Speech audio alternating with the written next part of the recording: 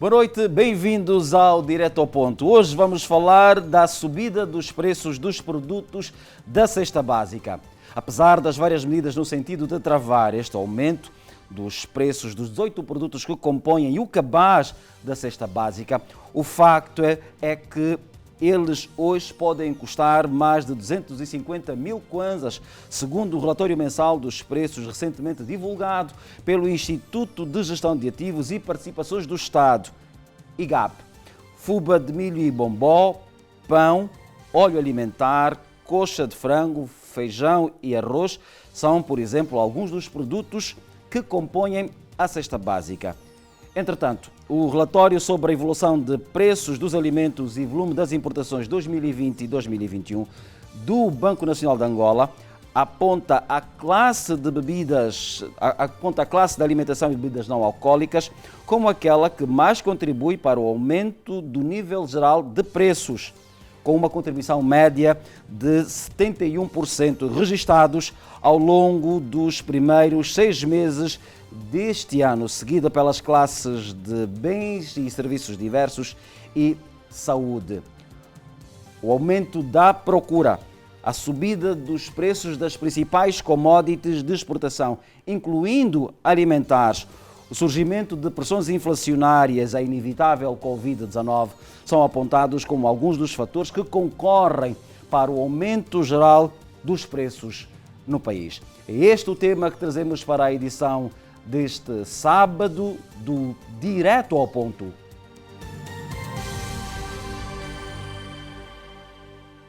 António Stott é o meu convidado para esta edição. Boa noite e bem-vindo a este Direto ao Ponto. Vamos falar do aumento dos preços dos produtos da cesta básica, que tem provocado várias reações ao nível das mais diversas entidades, incluindo os importadores, portanto os empresários e entidades governamentais. Eu começo por te perguntar, afinal, qual é a dificuldade que existe em controlar o aumento dos preços? Boa noite, telespectadores e internautas da TV Zimbo. Agradeço já o convite feito para falarmos aqui do aumento dos preços dos bens alimentares. Na verdade, a maior dificuldade é porque o aumento dos preços nos últimos meses depende de uma variável que o governo não consegue controlar, que tem a ver com o facto, e vamos ver ao longo da apresentação, tem a ver com o facto do aumento dos preços das matérias-primas a nível do mercado internacional. Estamos a falar os preços dos bens alimentares a nível do mercado internacional também aumentaram por causa da condição do Covid. Mas mais ao longo da apresentação vamos conseguir falar com maior detalhe sobre isso. Exatamente. Eu não tenho como não colocar essa questão, porque nós falamos muito sobre cesta básica, mas parece-me um pouco, em função das conversas que fomos tendo com alguns empresários particularmente, não haver consenso relativamente ao que é hoje, o que está definido hoje como cesta básica. Quais são os critérios que determinam que aquela lista de quase 20 produtos seja identificada como a cesta básica para o país? O que é que determina que tenham que ser aqueles produtos? Na verdade, o primeiro critério é a base alimentar de Angola. A base alimentar de Angola é constituída por milho, e depois, se tivéssemos aqui o gráfico de Angola, víamos em que região é consumido o milho. É também determinada pelo bombó.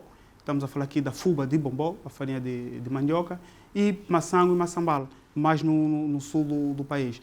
Mas esses alimentos precisam de outros complementares. E aí temos as carnes, os peixes, e depois também temos outros produtos que são necessários, se olharmos para a questão da pirâmide das necessidades de Maslow, são produtos necessários para que podemos ter uma vida a mínima possível. Um dos pressupostos para a caracterização da cesta básica tem a ver com o acesso, ou seja, o custo para se ter estes bens tem que ser reduzido e que permita que o maior número de pessoas, inclusive as mais desfavorecidas, possam tê-los. A outra é a componente nutricional. Exatamente. Estes produtos correspondem a estes requisitos? Este cabaz corresponde a estes requisitos? Sim, correspondem, e aqui vamos falar também da questão da pobreza, não é? Porque o conceito de pobreza é um conceito nutricional. É a capacidade que nós temos de repor as calorias perdidas num dia. Daí que nós temos defendido que o próprio conceito de pobreza deve ser diferente em cada região. Na verdade, esses produtos sim, estamos a falar, falei do milho, falamos das carnes e dos peixes, depois tem outros das frutas, verduras e legumes. Esses produtos sim fazem parte da cesta básica e também tem a questão, a questão nutricional, que tem a ver com a reposição das calorias que um angolano pode perder durante um período. Que estes preços, que o preço destes produtos está a aumentar e tu consideras isso como um perigo à segurança nacional. Porquê? Considero um perigo para a segurança nacional porque se nós temos que olhar a questão do aumento dos preços e, sobretudo, os preços dos bens alimentares num contexto, num ecossistema mais abrangente, que é o ecossistema constituído por uma questão meramente econômica, que tem a ver com os preços, procura e oferta, mas depois isso vai ter uma questão que é social, e temos a ver insatisfação social, que depois pode descambar numa questão de instabilidade política. Depois tem uma outra questão que tem a ver com política propriamente, que tem a ver com a segurança alimentar. Ora, se o aumento do nível geral de preços vai causar aqui uma insatisfação social que pode levar à questão da instabilidade política.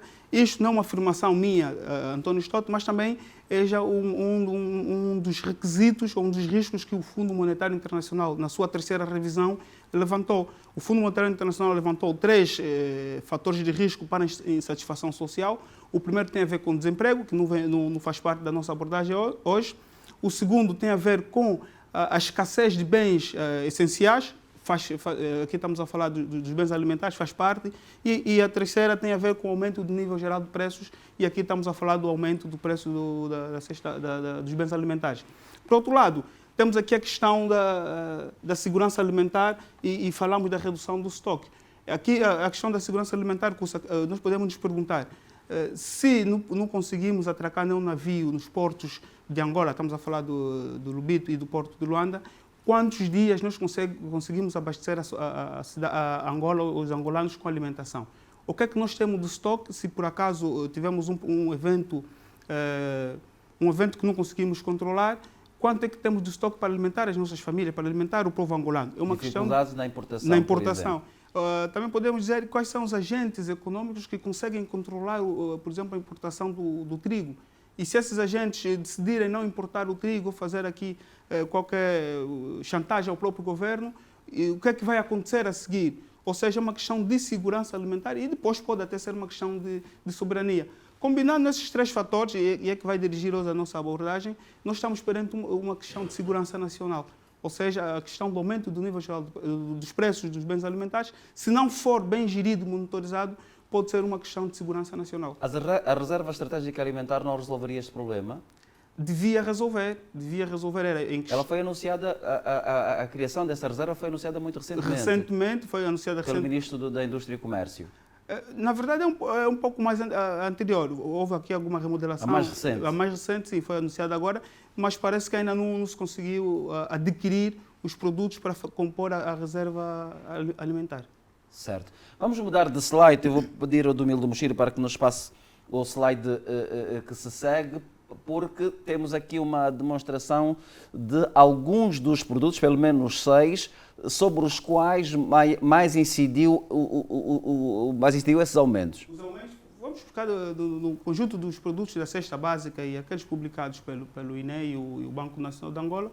Elegemos de forma aleatória, não houve qualquer critério, 6 produtos para mostrar que de facto os preços estão a aumentar. Estamos a falar no primeiro semestre, estamos a falar de janeiro a junho de 2021, o preço do quilo de arroz aumentou 14%, o preço do quilo de farinha de trigo aumentou 13%, o preço do quilo de açúcar aumentou 16%, da fuba de bombom aumentou praticamente 16%, do óleo de soja 19% e da massa alimentar 12%. No fundo, tentamos mostrar que está a aumentar. Na verdade, o preço pode aumentar mais ou menos em função da localidade em que nos situamos, mas esses são os preços que aumentaram do INE e temos algumas oportunidades de melhoria e serve muito bem para mostrar qual é o impacto, ou melhor, qual é o nível de aumento dos preços dos bens alimentares. Em média, tem aumentado 17% no primeiro trimestre. E no slide a seguir, se mantivermos esta mesma tendência de crescimento, que estamos a falar na ordem de 2% do trimestre anterior, estamos a dizer que no final do ano os preços podem aumentar, dos bens alimentares, podem aumentar até 30%. Em que é que tu te baseias para fazer essa afirmação? Eu olhei para o crescimento do trimestre anterior, crescimento mensal do preço no trimestre anterior, e fiz a seguinte questão: e se os preços continuarem a aumentar com a mesma tendência do trimestre, na mesma proporção? E chegamos à questão em que eles atingirão 30%. E isto vai de acordo até com... O que é que representa essa subida, esse percentual? É perigo? É grave? É muito grave, porque estamos a dizer que... Justifica-se a bateria de reuniões que têm acontecido muito recentemente com a classe empresarial, nomeadamente os grandes importadores, no sentido de perceber o que é que está por detrás destes aumentos? Justifica-se, Cussi, porque quando nós estamos a falar, daí eu trazer aquela visão tripartida, que é, quando nós estamos a falar do aumento dos preços, não podemos falar do ponto de vista puramente econômico, nem do ponto de vista puramente social e nem do ponto de vista puramente político. Temos que olhar num ecossistema, e nós estamos a dizer que estamos sensivelmente a um ano das eleições. Só por este motivo, um aumento de 30% deve ser preocupante para quem quer manter o poder, mas também para quem quer ser poder também é preocupante, porque vai herdar depois um fardo, uma sociedade bastante satisfeita. Estás a dizer que se não houvesse eleições esse aumento não seria preocupante? Não, é preocupante na mesma, mas passa a ser mais preocupante para quem governa, porque quer manter o poder, porque isso gera insatisfação, como dissemos lá em cima, gera insatisfação social, que depois pode desembocar numa... É que ouvir dizer isso vem-me aqui assim rapidamente à memória de que as coisas, por força deste período eleitoral, têm que estar todas elas cor-de-rosa, não é? E isso vão surgindo um conjunto de medidas administrativas no sentido de branquear um conjunto de problemas que muitos deles já vêm lá de trás e não se resolvem. Sim, mas eu não... E de uma hora para outra... Não é? Exatamente, mas a questão não é branquear, Cussi, a questão é... Não podemos gerir o país em função das eleições. Mas se é legítimo quem não tem poder querer ter poder, também é legítimo quem tem poder tentar mantê-lo. Sim. Mas as medidas, claro, naturalmente, devem ser mais sistemáticas, devem ser mais estruturais e não só para garantir a manutenção do poder. Mas não podemos esquecer que, perante um ano, as medidas de curto prazo, aquelas que garantem a manutenção do poder, naturalmente vão ser prioritárias. E não podemos tentar fingir que não será e devia ser. Mas era para dizer que, Cussi, estamos a dizer que o açúcar em janeiro custou 545 kwanzas, passará, se não se fazer nada, absolutamente nada, se não se fizer nada, vai custar 744 kwanzas. Estamos a falar o arroz, o quilo de arroz, 640, passará a 874. E assim sucessivamente. Ou seja, alguma razão para tu teres escolhido estes produtos? Não, eu olhei para a lista dos preços que o INE tem publicado. O INE publica 36 produtos. E dos 36 produtos, eu fui buscar esses produtos... não houve qualquer critério, mas olhei principalmente para produtos importados, excepto aqui a farinha de mandioca e o peixe. Ou seja, olhei para os produtos importados porque o aumento do nível geral do preço deve-se, sobretudo, à questão da importação e não à produção local. É o que determina? O que tem determinado são questões ligadas à importação. Como vamos ver lá mais na frente, acho que é mesmo o slide seguinte. Aqui estamos a falar dos principais determinantes do aumento do nível geral do preço. O que é que acontece? O BNA já admitiu que o aumento dos preços não é uma questão monetária, ou seja, não é uma questão em que há um excesso de moeda e por isso faz aumentar os preços. Também não é uma questão de procura, não é porque está-se a procurar muitos bens e é uma oferta limitada, mas é sim uma questão de oferta. O que aconteceu, e vamos ver ao longo da apresentação, é que houve uma redução da oferta. E o que é que tem determinado a oferta? Como os produtos são importados, o principal determinante é a variação cambial. Olha, nós em 2017 mantivemos a taxa de câmbio estável em torno de 166 kwanzas. Em 2021 a taxa passou para 641 kwanzas. Estamos a falar numa depreciação do kwanza na ordem de 287 kwanzas. E isto afetou a importação? Afeta diretamente a importação. Porque Como? Porque eu antes, para comprar, por exemplo, 1 quilo de arroz, custasse 1 kwanza no mercado internacional, eu gastava 166 kwanzas. Hoje, para comprar o mesmo quilo de arroz, eu tenho que gastar 641 kwanzas. Ou seja, eu gasto mais do que o quintuplo do preço anterior. Ou seja, eu preciso de cada vez mais kwanzas para comprar a mesma quantidade de arroz. Olhando para este exemplo que tu apresentas, não tenho como não recuar ao primeiro slide, quando tu falavas da questão da segurança alimentar.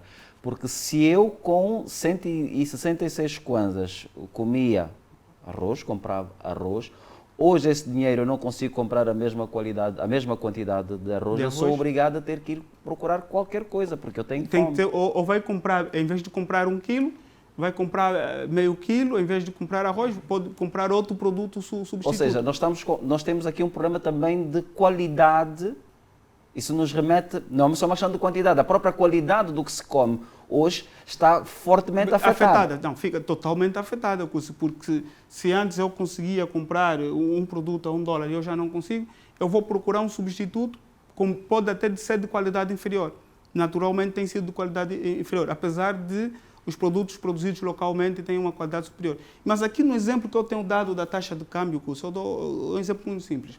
Um indivíduo, um funcionário público que ganhava, na altura, em 2017, 68 mil kwanzas, esse indivíduo ganhava $600. Hoje, o mesmo indivíduo, houve o dobro do salário, houve o aumento do salário, dobrou, vamos supor, 130 mil kwanzas, mas hoje os 130 mil kwanzas significa aí por volta de $180. Ou seja, ele ganhava $600 a 68 mil kwanzas, hoje ganha até o dobro em kwanza, mas quando tentamos converter em dólar, ganha muito menos do que ganhava em 2017. Esse é o efeito, claro, que nós podemos olhar da taxa de câmbio. E como os produtos são importados e precisamos de dólar para importar, naturalmente, compramos cada vez menos produto. Outro elemento é o aumento no mercado internacional. Aqui é o mais recente. Esse é mais recente. O mais recente por quê?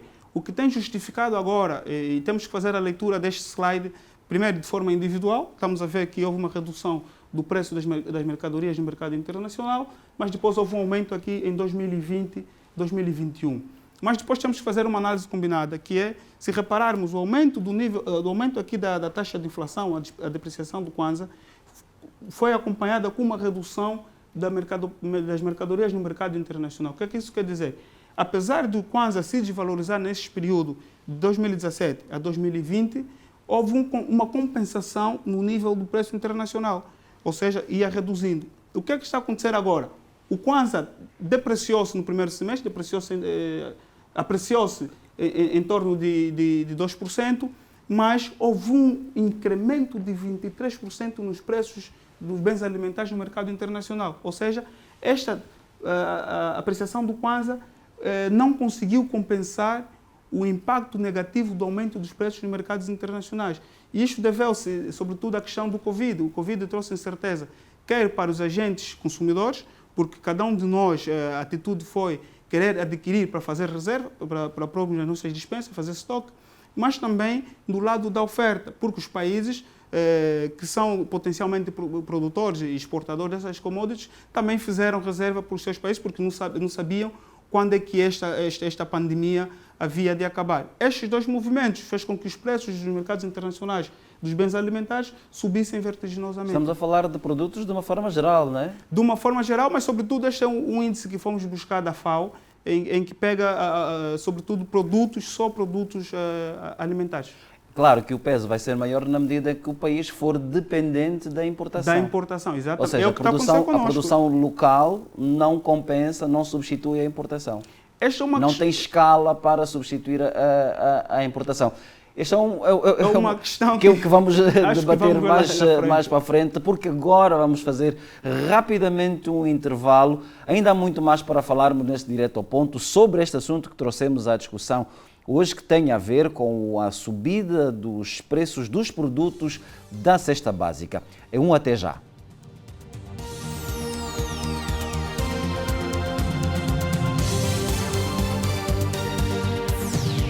Uma vez mais, boa noite. Estamos de volta para o Direto ao Ponto, a segunda parte desta edição do Direto ao Ponto, onde estamos a falar da subida dos preços dos produtos da cesta básica. O meu convidado é o economista António Stott. Na primeira parte deixou-nos aqui uma grande preocupação que tem a ver com a possibilidade dos preços poderem subir 30% até dezembro deste ano, se as coisas não forem, se não houver medidas para conter. Estas medidas, pelas conversas, me parece que caminham para medidas administrativas, fica-se um pouco com essa sensação. A preocupação é saber até que ponto ou o que é que tem que efetivamente acontecer para que nós possamos ter uma redução sustentável do nível geral de preços. Na verdade, o que tem que acontecer tem a ver com o aumento da produção local. Temos que aumentar a produção e eu acho que o Prodese tinha como este objetivo, pelo menos na sua concepção, esta medida estrutural. Olha, vamos produzir localmente para garantir que a redução da importação, e como vamos ver a seguir, seja compensada pelo aumento da produção local. Mas também... Isso foi dito no princípio do ano passado, até o primeiro semestre. A redução da importação foi justificada pelo facto de haver uma maior oferta dos produtos nacionais, nomeadamente os bens alimentares. De facto, mas eu vou responder essa questão no slide seguinte, com maior propriedade, se de facto estamos perante uma substituição das importações pela produção local ou era uma retórica dessas entidades que se pronunciaram. E ia dizendo que tínhamos que produzir localmente, e senão, também não temos que produzir tudo. Nós não precisamos ser autossuficientes em todos os produtos. Naqueles produtos em que não fomos autossuficientes, temos que diversificar as nossas exportações para ir buscar divisas. Se não conseguimos produzir localmente, temos que conseguir ter divisas para importar. Essas deviam ser as duas grandes medidas, pelo menos os principais drives, para termos uma redução sustentável dos preços dos bens alimentares. E não está a acontecer? A princípio não. Estamos com o Prodese, porque pegas no Prodese e o Prodese já tem 3 anos. 3 anos depois, na tua opinião, qual é o balanço? Não se consegue fazer um balanço. Na minha opinião, não se consegue fazer um balanço, mas no slide seguinte eu vou responder essa questão do Prodese. Okay. Aqui, o que nós trazemos aqui, Cussi, é para demonstrar que há uma redução significativa das importações. Vamos ver o arroz. O arroz reduziu 34%. Estamos a falar de 297 toneladas métricas no primeiro semestre para 193. Estamos a falar de cerca de menos 100 mil toneladas métricas. Mas é algo curioso que, para além de reduzir a quantidade, também reduziu o valor, o volume, o montante. Estamos a falar que houve uma redução de 57% do montante em dólares.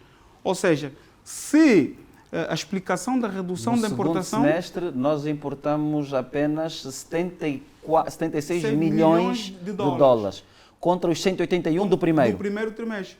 Que informação isso traz? Afinal de contas, o que está a fazer reduzir a importação não é só o aumento do preço no mercado internacional, mas também na disponibilidade de divisas para este tipo de importação. Por quê? Porque se houvesse apenas a questão do aumento do preço no mercado internacional, nós devíamos importar, em termos de divisas, 180 milhões também no primeiro semestre, mas as quantidades é que haviam de reduzir, porque 180 milhões importaríamos cada vez menos produtos. O que está a acontecer é importamos menos produtos e gastamos também menos divisa. Então, não é só a questão do aumento dos preços nos mercados internacionais, mas também aqui a questão da disponibilidade de divisas para fazer face a esse tipo de importação. O mesmo se aplica para o açúcar? Para todos os produtos que nós aqui elegemos. O açúcar também reduziu 25%, a nível de volume importado em termos de toneladas.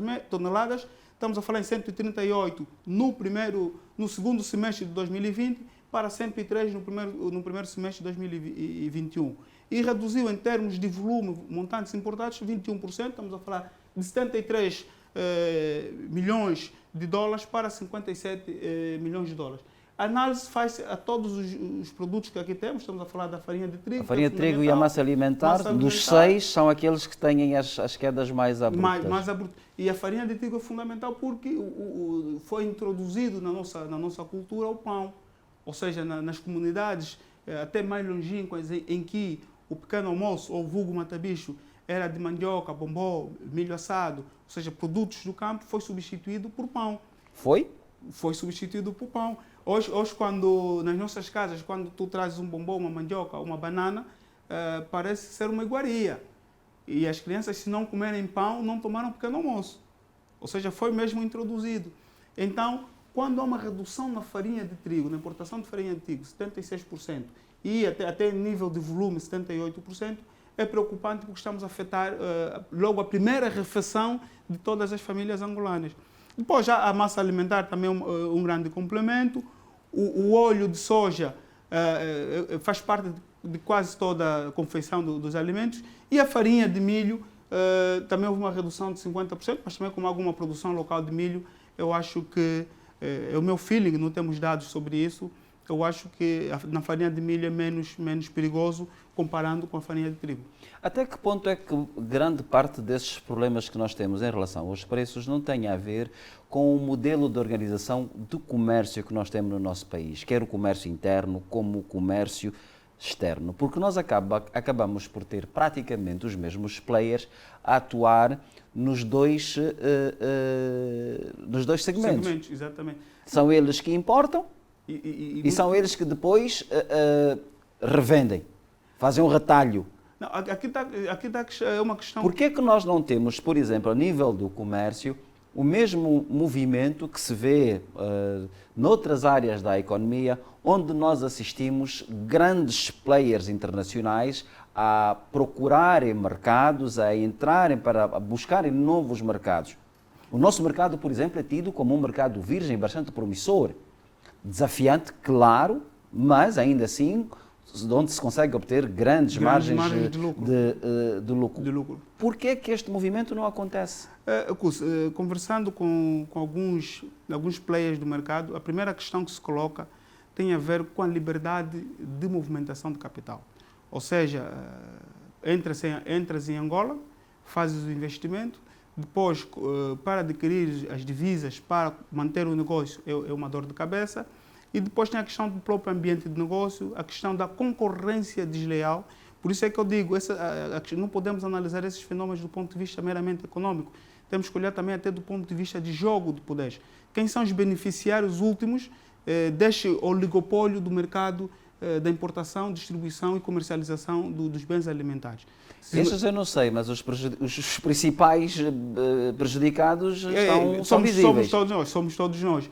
Então, deve-se olhar para quem são os beneficiários últimos, como é que isto está organizado e até que ponto existe a questão da concorrência desleal. Ao conversar com um player do mercado, por exemplo, nós, nas nossas localidades, verificamos que os nossos irmãos do oeste africano é que detêm as maiores mini-mercados, as vulgo cantinas. E quando eu quero abrir uma cantina, o curso quer abrir uma cantina, pensando num negócio sustentável, acabamos por empregar 2 funcionários, porque só podem trabalhar durante 8 horas, enquanto o nosso irmão do Oeste passa lá o dia todo. Temos que pagar imposto de rendimento de trabalho, temos que pagar segurança social, eles não pagam isso, temos que constituir uma empresa e legalizar essa empresa, eles alugam o alvará. Olha, quando o curso entra nesse mercado, já tem logo barreiras a entradas dessa natureza. Sim, mas atenção que o alvará é do angolano. É do angolano. Ele só está ali a explorar uma facilidade que é o próprio angolano que lhe concede. Não, o angolano concede o alvará. Então não podemos agora olhar para o cidadão do oeste africano como o culpado dos nossos males. Não, de facto não é culpado. Aqui o que tem falhado é a nossa fiscalização. Isso é uma questão de postura, uma questão de atitude. Se ele entende que eu, para conseguir ter resultados, tenho que trabalhar mais do que 8 horas. Mas, por que é que nós não fazemos isso? Nós não fizemos, até se nós fizermos até o trabalho mais difícil. Até porque é ilegal, Cussi. Ou seja, é por isso é que eu digo então, que falha de fiscalização. Falha na fiscalização. A fiscalização é que não é bastante rigorosa e assertiva, porque esses indivíduos, por exemplo, temos alguém a trabalhar mais do que 8 horas por dia e não pagar horas extras, mesmo as horas extras têm limitações legais, é ilegal. O indivíduo que movimenta... O horário de funcionamento do estabelecimento também é previsto por lei. Por exemplo, temos a questão do regime de emissão de fatura e documentos equivalentes. Nós vamos para esses mini-mercados, não emitem fatura. Muitos deles não emitem fatura e as faturas não seguem os mínimos requisitos deste requisito legal que é a emissão de faturas e documentos equivalentes. Ou seja, falha a fiscalização e isso faz com que as grandes empresas, as empresas sérias que têm um sistema de compliance bastante forte, não conseguem entrar para o governo, nem querem sequer participar nesse negócio por causa dessas barreiras à entrada, concorrência desleal, falta de mobilidade dos capitais. Olha, Cussi, e este era o slide para responder a tua questão. Eu, quando olhei para o último relatório do Prodese e que traz dados acumulados, o que é que saltou à vista, assim, a grosso modo? Dados acumulados dos 3 anos. Dos 3 anos. Saltou à vista que o Prodese, no âmbito da melhoria do ambiente de negócio, está expresso no documento que foram facilitados e entregues 283 documentos. No âmbito do acesso ao crédito, foram aprovados 801 projetos. Em potencialidade, porque é fundamental dizer que é mesmo em potencialidade, porque não são empregos efetivos, em potencialidade serão criados 8 mil novos postos de trabalho e foram desembolsados cerca de 672 mil milhões de kwanzas no âmbito do crédito. No âmbito do acesso ao mercado, foram cadastrados 14.515 produtores nacionais e realizaram 39 feiras de produtos agrícolas. Ora, a questão que eu pergunto, Cussi, o que é que esses dados dizem em termos de substituição da importação? Para mim, não dizem grande coisa. São dados importantes, de facto, mas não são dados que nos permitam ter uma comunicação assertiva, objetiva, do que se quer com o Prodese. Do que representam estes em termos items? de produção, não diz nada. É importante, sim, e provavelmente no final da nossa conversa podemos ir buscar um outro exemplo, o quão é importante, mas para a substituição da importação, e eu acredito que Sua Excelência, Ministro de Estado da Coordenação Econômica e o Presidente do Banco Nacional de Angola, quando afirmaram que a redução da importação está a ser substituída pela produção local, eu recuso-me a acreditar que olharam para o número de produtores, porque o que o Prodese apresenta é número de produtores. Por exemplo, para a cana-de-açúcar, para açúcar, diz que foram cadastrados 521 produtores de cana-de-açúcar. Para o arroz, diz que foram cadastrados 414 produtores. Para o feijão, diz que foram cadastrados 5.804 e assim sucessivamente. O que é que nós vimos? Quando olhamos para o relatório da última, um relatório divulgado pelo Banco Nacional de Angola, mesmo olhando para os relatórios do INE, do Banco Nacional de Angola, vimos que no primeiro semestre o açúcar reduziu 34 mil toneladas. E eu acredito que essas entidades... Está a referir à importação. A importação reduziu 34 mil toneladas, 34.462 toneladas. E essas entidades, pela responsabilidade que têm, quando dizem que esta redução foi compensada pela produção nacional, é porque existe aqui um aumento da produção nacional para suportar essa opinião. Ou seja, também não estamos à espera que se diga que foi produzido adicionalmente 34 mil toneladas, não é isso que se quer, mas pelo menos dizemos, olha, houve uma redução, 10, 5, produzimos 2, 10 mil toneladas. O que for.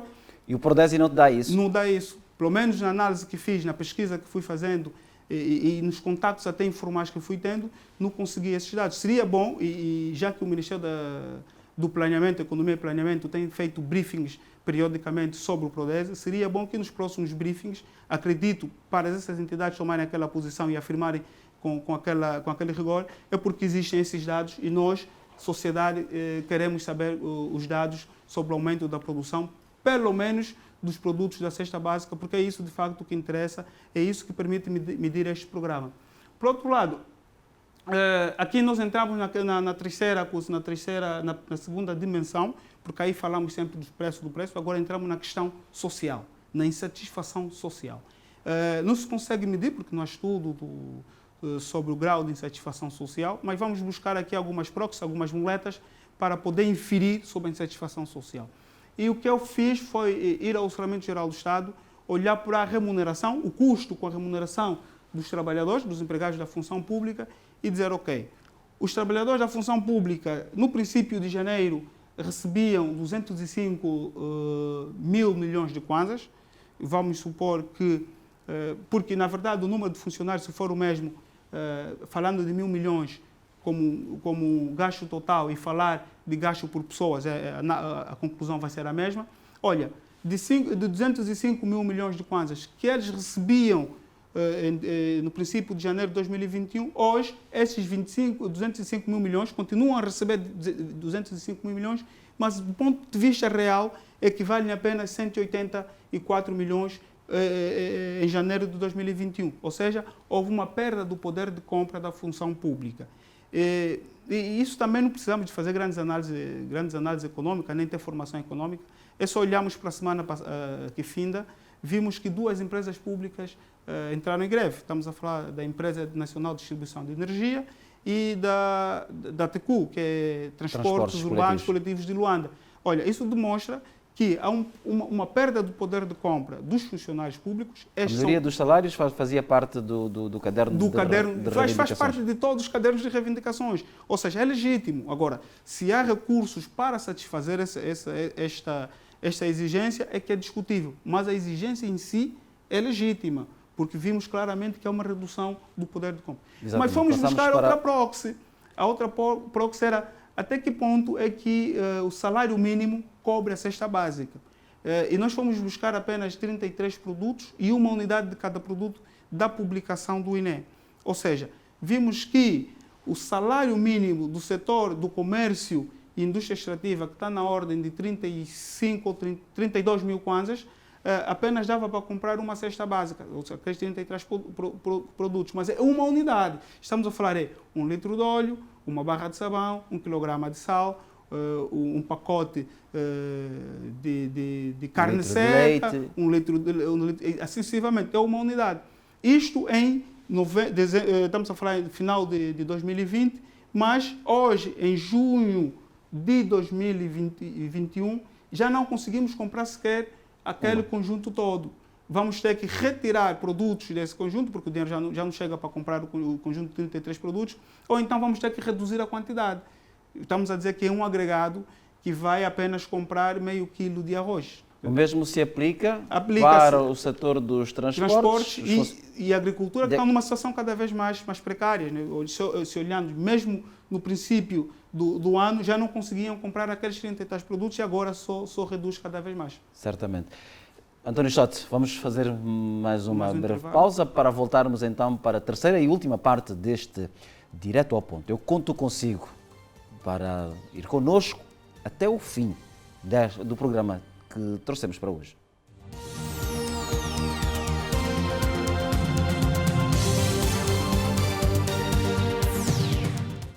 Uma vez mais, boa noite. Regressamos então para a terceira e última parte deste Direto ao Ponto, onde nós estamos a analisar a subida dos preços dos produtos da cesta básica.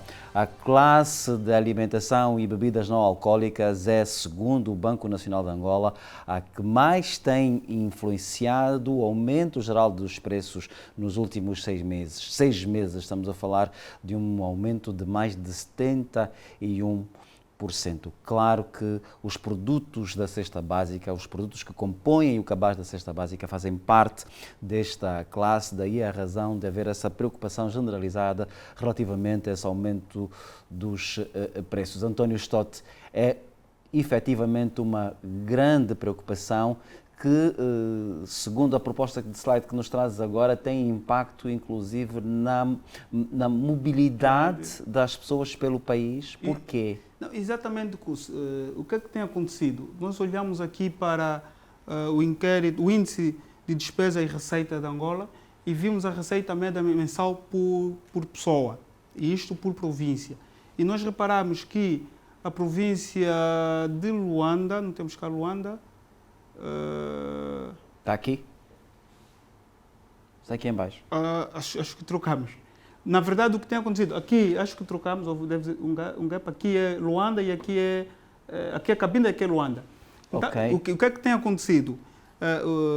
Aproveitamos e pedimos desculpas aos nossos telespectadores devido a este lapso. Sim, foi um lapso de inserção. Então, o que é que tem acontecido? Como a receita média em Luanda e Cabinda é mais elevada do que as demais províncias, as populações deslocam-se dessas províncias para Luanda. Por que é que acontece em Luanda? Mesmo que não encontrem um emprego formal, pelo menos tem um mercado informal que consegue absorver e conseguirem rendimentos para satisfazer a necessidade dos seus agregados. Ou seja, a densidade populacional de Luanda contribui ao mercado. A mercado e continua a aumentar. E para além da questão de termos a renda média mensal em Luanda mais elevada, temos também a questão do impacto do aumento de um kwanza na cesta básica em Luanda é diferente do impacto do aumento de um kwanza na cesta básica no Mochico. No Mochico, digo isto porque também tive contacto, no Mochico as notas de kwanza, os kwanzas, é um kwanza cansado, é um kwanza rasgado mesmo, em que se o curso traz o kwanza que é utilizado no mercado do Mochico, talvez com as novas notas não esteja acontecendo com a mesma intensidade, vem para cá em Luanda já não recebem aquelas notas. E por que isso acontece? A escassez mesmo até de dinheiro físico, de própria moeda, o próprio dinheiro, a escassez nessas localidades. Então, o aumento de um kwanza do preço no Mochico tem um impacto para as famílias muito mais do que em Luanda. Em Luanda nós ainda conseguimos repercutir no preço. Por exemplo, se eu for um pedreiro... Ou seja, o aumento percentual pode ser menor em Luanda, mas este mesmo aumento no Mochico, o impacto é tremendo. Do ponto de vista real o efeito é maior. É muito maior. Porque aqui um pedreiro depois consegue repercutir o aumento do preço nos seus clientes. Dizer que as coisas aumentaram e também vai aumentar o preço do seu serviço. Lá no Mochico, estamos a falar Mochico, nas Lundas, nas zonas muito mais quando Cubango, como não há tanta procura, tu não consegues repercutir esse aumento nos teus clientes, porque senão nem sequer consegues clientes. O mercado vai perdendo dimensão na medida em que as pessoas também vão saindo à procura de melhores condições. Isto vou aqui devagar um pouco, Cussi. Os grandes países como os Estados Unidos da América, as grandes corporações internacionais, eles estão a olhar para o problema da questão da densidade demográfica das suas cidades até 2050. Ou seja, as cidades vão crescer e as pessoas estão a vir para a cidade. Como é que nós vamos alimentar essas pessoas que estão a vir para as zonas urbanas? Como é que nós vamos garantir infraestrutura? Estamos a falar escola, hospitais, quadras polidesportivas, bibliotecas para essas pessoas. Como é que nós vamos garantir a expansão da cidade quando todo mundo vem para aqui? Não é à toa que, se nós pedimos ao Ministério da Justiça que nos diga a percentagem de bilhetes com casa sem números e bilhetes com casa com números, vamos ver que a diferença é abismal. Por quê? Porque no passado as pessoas vinham por causa da guerra, por causa da segurança física. Agora as pessoas vêm por causa da segurança econômica. E vamos ter esse problema de forma mais agudizada. Em 2050, provavelmente, teremos um problema de exaustão das infraestruturas públicas. E certamente é um tema que dá para mais um direto ao ponto. Por agora vamos olhar para a composição, a forma como se compõe o preço dos bens alimentares. Não, na verdade, muito rapidamente. Muito rapidamente, Gus. Nós trazemos esse slide porque nós estamos agora queremos resolver o problema imediatamente. E se for para resolver o problema imediatamente, temos que olhar como é que o preço é formado. E o preço como é que é formado? Temos o preço do armazém, que é formado pelo preço CIF, estamos a dizer que é o preço aqui no porto de Luanda. Na verdade é o preço FOB, que é seguro e transporte. Depois temos as despesas bancárias, despesas aduaneiras, despesas portuárias e transporte. Este preço vai ser o preço de armazém que o grossista vai ter, e sobre esse preço o grossista vai adicionar 10% de encargo e ainda vai adicionar 10% de uma margem de lucro. Nesse caso também tem imposto de consumo ou IVA, que é isento. Sobre este preço, que já incorpora estamos a ver que o preço está a aumentar, a cadeia já incorpora este preço é que vai servir o preço de venda público, o preço do retalhista. Sobre o preço do grossista, o retalhista vai adicionar o custo com transporte, vai adicionar os encargos gerais na ordem de 7% e vai adicionar a margem de lucro, que no máximo deve ser 20% e mais imposto. Olha, o que é que tem acontecido, Cussi? Fizemos um exercício seguindo essa metodologia, fomos buscar o preço do mercado internacional de julho do quilo de açúcar, era 243 kwanzas, não adicionamos as despesas bancárias, adicionamos apenas direitos aduaneiros, não adicionamos as despesas portuárias, nem transporte e permilagem, e o preço saiu logo de 200... Chegamos ao fim com 377,76 kwanzas, o preço do quilo de açúcar. Do quilo de açúcar, estamos a dizer, já aumentou cerca de 60%, sem adicionarmos o transporte, sem adicionarmos a despesa bancária, sem adicionarmos as despesas portuárias e a margem de lucro, do comerciante. Antes mesmo de mudar, eu não tenho como também não te perguntar isso. De algum tempo a esta parte tem-se falado muito de reexportação, ou seja, esta questão do aumento dos preços, a dada altura, também tem sido ligada ao facto dos empresários importarem e depois, estando cá, e porque há necessidade de divisas, esta mesma mercadoria é reexportada para mercados onde eles conseguem As divisas. essas dívidas. Isso é um problema real? É um problema real e exemplo concreto que nós temos tem a ver com a importação do combustível. E saiu um decreto, ou uma norma, que visa aumentar o preço dos combustíveis nessas zonas limites. Estamos a falar Cabinda, estamos a falar dos Aires, das Lundas. Ou seja, nós importamos combustível subvencionado de forma implícita e acabamos por No caso dos bens alimentares, isso também é uma prática? Não temos a mesma visibilidade que temos ao nível do preço dos combustíveis, mas é possível. Estamos a dizer que é possível que nós importamos o sal a um preço barato e vamos vender em Cabinda para o Congo Democrático a um preço mais caro. E isso é possível. E aqui, mais uma vez, estamos a falar da falha da fiscalização. E porque estamos mesmo a chegar ao fim, como se resolver esse problema? Nós, deste lado, trazemos a solução estrutural que o CUS pediu. Não podemos olhar apenas para o ciclo político, porque o ciclo político exige medidas de curto prazo, porque temos apenas um ano para as eleições. Mas, se olhar... de medidas sustentáveis.